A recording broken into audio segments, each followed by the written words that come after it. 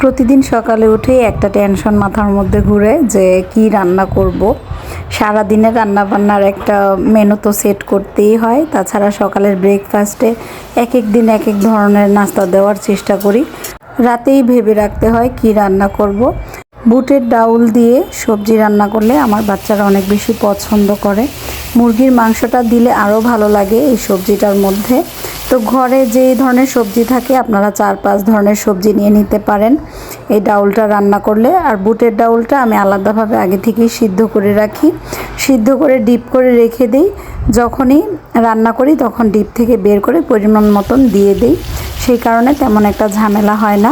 তো গতকাল রাতে কিছুটা বুটের ডাল সিদ্ধ করে বক্সে করে রেখে দিয়েছিলাম, আর কিছুটা সকালে যেহেতু রান্না করব সে কারণে যে পাত্রে রান্না করেছি সেই পাত্রেই রেখে দেই আর কি। আর বুটের ডাল সিদ্ধের যে পানিটা আছে এটা দিয়েই সবজিটাকে ভালোভাবে কষিয়ে নিচ্ছি। আর এই সবজির ফোড়নটা অবশ্যই 5 ফোড়ন, একটু শুকনো মরিচ, তেজপাতা, এলাচি দিয়ে দেওয়ার চেষ্টা করবেন, তাহলে খেতে অনেক ভালো হয় আর কি। সবজিটাকে অবশ্যই ভালোভাবে প্রথমে কষিয়ে নেবেন, তারপর ডাউলটা সাথে দিয়ে কষিয়ে পরিমাণ মতন পানি দিয়ে 10 মিনিটের মতন ফুটিয়ে উপর থেকে জিরার গুঁড়া দিয়ে নামিয়ে নিলেই হবে। আর ঘরের অবস্থা, রান্নাঘরের অবস্থা এমনই আছে, এখনও পর্যন্ত ঘর আর রান্নাঘর এগুলো পরিষ্কার করতে পারিনি। সকালে নাস্তা তৈরি করে তারপর রান্না বান্না করব। আজকে ঘরে জিরার গুঁড়াটা ছিল না, তাই উপর থেকে সামান্য পরিমাণ একটু চাট মশলা দিয়ে দিচ্ছি। এটা যদি পছন্দ না করেন তাহলে স্কিপও করতে পারেন, তবে অবশ্যই উপর থেকে সামান্য পরিমাণ একটু জিরার গুঁড়া দিয়ে দিবেন, তাহলে টেস্টটা অনেক ভালো আসে। আর অল্প করে একটু সালাদ কেটে নিয়েছি। এই ধরনের সবজি বা ডাউল রান্না করলে উপর থেকে সালাদ না দিলে কিন্তু ভালো লাগে না। একটু লেবু, একটু সালাদ দিতে পারলে ভালো লাগে, বেশি করে ধনিয়া পাতা দিলে উপর থেকে।